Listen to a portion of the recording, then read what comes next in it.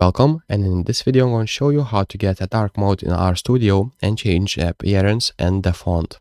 So let's get started. First of all, go to the Tools and Global Options. Right here, navigate through this menu and click on Appearance. And now, right here, I'll be able to change the font size, so you can increase that. It will be easier to read if you want to.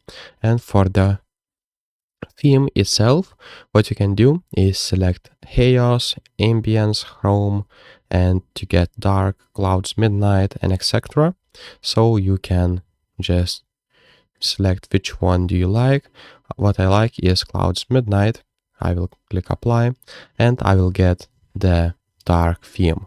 So you can just see which one do you like the most.